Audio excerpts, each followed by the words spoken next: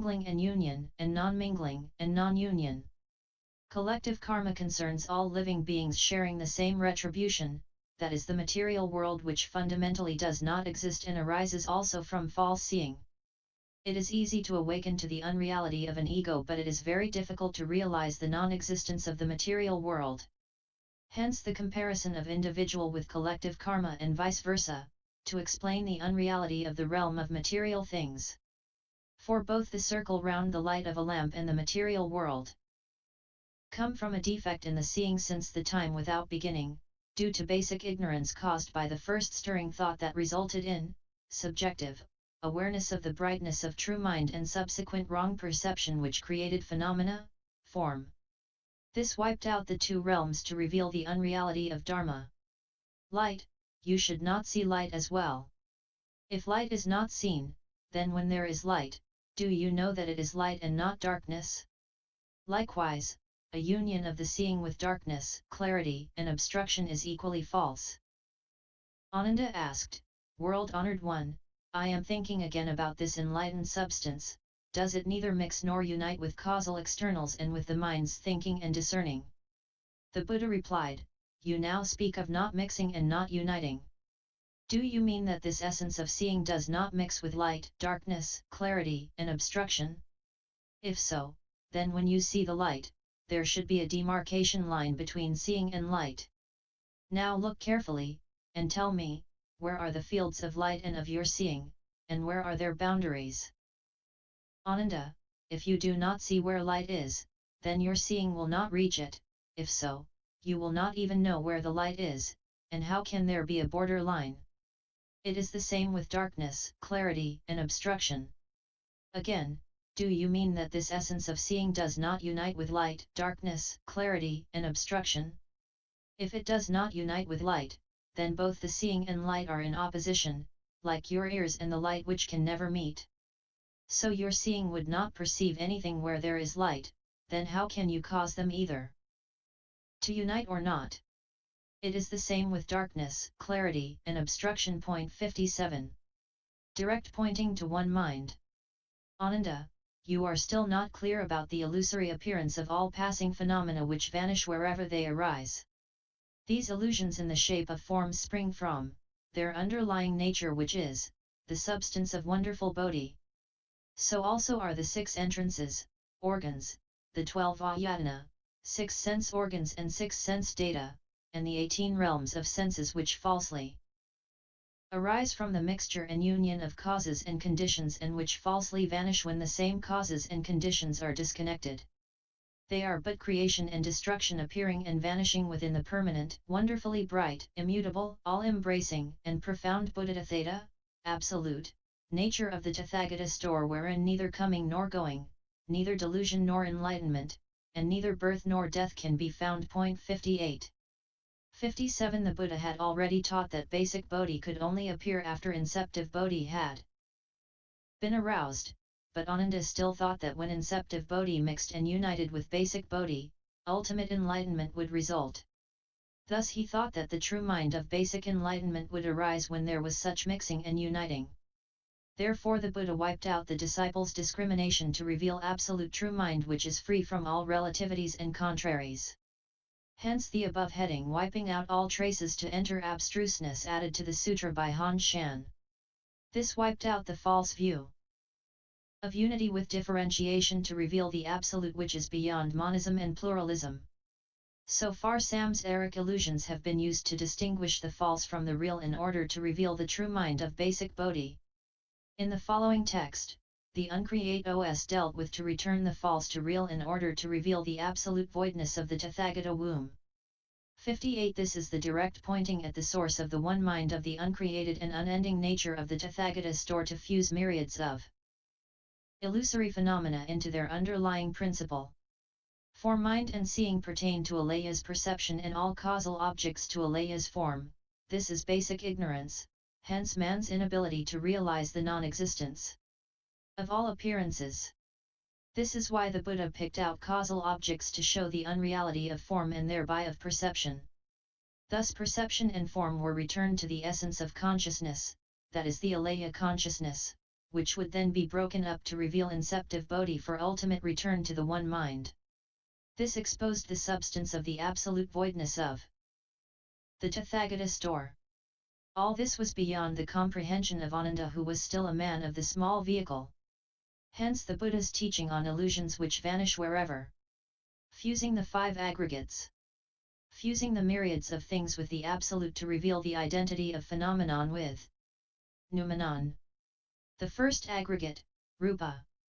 Ananda, why are the five aggregates? Fundamentally the wondrous nature of the absolute of the Tathagata door? Ananda, for instance, when a man looks at a clear sky with clear eyes, he sees only the void which contains nothing. If suddenly without any apparent reason he steadies his seeing, it will be disturbed and he will see flowers dancing and other objects moving in the sky. It is the same with the aggregate Rupa. Ananda, these dancing flowers come neither from the void nor from his eyes. If they came from the void, they would return to it. If there was really such a coming and going of these flowers, the void would not be empty. If voidness was really not empty, i.e. if it was solid, then they could not appear and vanish in it. This is like Ananda's solid body, which does not allow another Ananda to enter it. If these flowers come from the eyes, they should be able to return to the eyes, and because they come from the faculty of seeing, they should be able to see things. Thus when they leave the eyes, they become flowers in the sky, and when they return, they should see the organ of sight.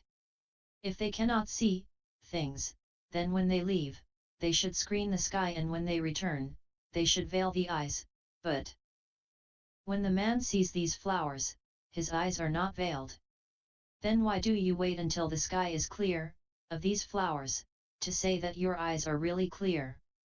Therefore, you should know that the aggregate form is unreal, for it is neither causal nor conditional nor self-existent. 59. The second aggregate, Vedana. Ananda, when, for instance, a man is in good health and his limbs are in good condition, he does not feel anything. But if suddenly, without any reason, he rubs his palms together, he feels coarseness, smoothness, cold and warmth. It is the same with the second aggregate Vedana. Ananda, these sensations come from neither the void nor his palms. If they come from the void, why are they felt by his palms only and not by his body? It should not be up to the void to choose his palms to feel them. If they come from his palms, they should not wait for the palms to be brought together to be felt. Moreover, if they really come from his palms and are felt when the latter are brought together, when they are separated, these sensations should re-enter the palms, shoulders, bones and marrow, which should also feel their re-entry. They should also be felt by the mind as coming in and out, as if something had moved in and out of the body. If so, there is no need to bring the two palms together to feel these sensations. Therefore, you should know that the aggregate Vedana is unreal and is neither causal nor conditional nor self-existent. They arise, for they all spring from the true mind of the Tathagata store, which is immutable, permanent and all-embracing. If phenomena are clung to, there seem to be birth and death, but if the true mind is looked into, they are only illusions that rise and fall within it. This is direct pointing at the one mind. 59. Steadying stands for ignorance, troubled seeing for false perception, and dancing flowers for illusory form. This is the origin of form. The Buddha used the void and eyes to reveal the unreality of the first aggregate. Therefore, he who understands that dancing flowers come from neither the void nor the eyes, realizes the non-existence of form, which is an illusion. The third aggregate, Sanjana. Ananda, if someone speaks of sour plums, your mouth will water, and if you think of walking above an overhanging cliff, you will have the sensation of shivering in the soles of your feet.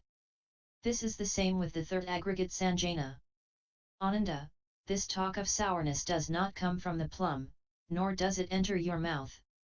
If it comes from the plum, it should be spoken of by the plum itself, then why does it wait for someone to speak of it? If it enters your mouth, it should be your mouth which actually talks about it, then why does it wait until your ears hear of it? If it is your ears which alone hear it, why does not that water come out of them? This is the same with your thought of walking above an overhanging cliff. Therefore, you should know that the third aggregate sanjana is neither causal nor conditional nor self-existent. The fourth aggregate, samskara. Ananda, the fourth aggregate samskara is like water which flows in a torrent endlessly and in good order over a fall. Ananda, this flow does not come from the void nor is it due to the water, it is neither the water itself nor does it exist apart from the void and the water. If it is created by the void, boundless space would become an endless flow of water and the whole world would be submerged. If it is due to the water, then it should not be water and should have its own form and location which should be apparent. If it is water, then still and clear water should not be water. If it exists apart from the void and water, this is impossible because space is all-embracing and has nothing outside it, and because there is no flow without water. Therefore, you should know that the fourth aggregate samskara is false and is neither causal nor conditional nor self-existent. The fifth aggregate, vijnana. Ananda, the fifth aggregate consciousness is like the void in an empty pitcher with two mouths. 60 If someone blocks both mouths and carries it to another country, the void does not go from one place to another. If the void comes from somewhere, that place should lose some of its voidness, and on arrival elsewhere, when the mouths are opened and the pitcher reversed, one should see the void poured out of it. Therefore, you should know that consciousness is unreal and is neither causal nor conditional nor self-existent. 61. 60 A Kavalinka Kale Vinka, pitcher. 61 The pitcher stands for the body in the intermediate state after man's death, the void for consciousness, and the two mouths for the man's hearing and seeing. At death, his seeing and hearing cease to function, hence the two blocked spouts. His karma causes him to be reborn in another country. If consciousness is thought of as following the man to come at birth and go at death, then it should die in one country to be reborn in another, like the pitcher full of air carried from one place to another. If so, the place the man leaves should lose some of its air and the place where he arrives should gain some new air that is poured from the pitcher. Hence we know that the void is immutable and that consciousness neither comes nor goes. Therefore, the concept of a consciousness that comes and goes to follow birth and death is groundless, because consciousness fundamentally does not exist.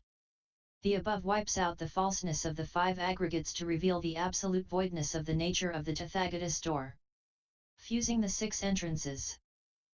Entrance through the eyes. Again, Ananda, why are the six entrances, of illusions into the mind, fundamentally the absolute nature of the Tathagatist door? Ananda, the steadying of the seeing that disturbs the sight, as well as the eyes and the disturbance itself are but trouble arising from bodhi. Because the seeing arises between the two states of light and darkness, they are drawn into alayas, perception which is called the faculty of seeing. This seeing has no independent substance that exists apart from the two states of light and dark. Therefore, Ananda, you should know that this seeing comes from neither light nor darkness and from neither the organ of sight nor the void. Why? Because if it comes from light, it would cease to exist when darkness appears and would not perceive the latter. If it comes from darkness, it would be no more when there is light, and would not perceive the latter. If it comes from the organ of sight, there would be no objective light and darkness, then such essence of perception would have no nature of its own. If it comes from the void, when it perceives these two states, it would also see the organ of sight. Moreover, the void would thus perceive everything of itself and have nothing to do with entrance through your eyes. Therefore, you should know that entrance through the eyes is false and is neither causal nor conditional nor self-existent. 62. Entrance through the ears. Ananda, if a man suddenly closes his ears with two fingers, disturbance will arise in this sense organ and he will hear sounds in his head. This closing of the ears, as well as the ears, and the disturbance experienced are trouble that comes from bodhi. Since this hearing arises between the two states of stillness and motion, they are drawn into alayas, perception which is called hearing. This hearing has no substance independent of stillness and motion. Ananda, you should know that this hearing comes from neither stillness, nor motion, nor from a sense organ nor the void. Why? Because if it comes from stillness, it should cease to exist when there is motion and would not hear the latter. If it comes from motion, it should cease to exist when there is stillness and would not hear the latter. If it comes from a sense organ, there would be no objective stillness nor motion, then this faculty of hearing would have no nature of its own. If it comes from the void, that which can hear is, certainly, not the void. Moreover, the void would hear of itself and will have nothing to do with that entrance through your ears. Therefore, you should know that entrance through the ears is neither causal nor conditional nor self-existent. Entrance through the nose. Ananda, if a man suddenly holds his breath, his nostrils will feel cold. Because of this feeling he can distinguish clearance, ventilation, from obstruction, suffocation, and emptiness from fullness and can smell fragrant and offensive odors. This restraint of breath as well as the nose and its feeling are trouble that comes from bodhi. Since feeling arises between the two false conditions of clearance and obstruction, sensations are drawn into alayas, perception, which is called smell. This smell has no substance. 62 Steadying the seeing stands for ignorance, and disturbance for the sight of light and darkness, both are troubles that come from bodhi. Bodhi si thus screened by ignorance, hence alaya's three characteristics, self-evidencing, perception and form, which are all unreal, independent of clearance and obstruction. You should know that it comes neither from these two states nor from the nose nor the void. Why? Because if it comes from the clearance, it will cease to exist when there is obstruction, but why does it feel the latter? If it comes from obstruction, it will cease to be clear, but why does it come into contact with fragrance and stench? If it comes from a sense organ, there would be no objective clearance and obstruction, then this faculty of smelling would have no nature of its own. If it comes from the void, it should be able to smell your own nose. If so, the void itself would smell and would have nothing to do with that entrance through your nose. Therefore, you should know that entrance is neither causal nor conditional nor self-existent. Entrance through the tongue. Ananda, if, for instance, a man licks his lips again and again, he will have trouble with his sense of taste. If he is ill, he will experience a bitter taste, and if he is healthy, a somewhat sweet one.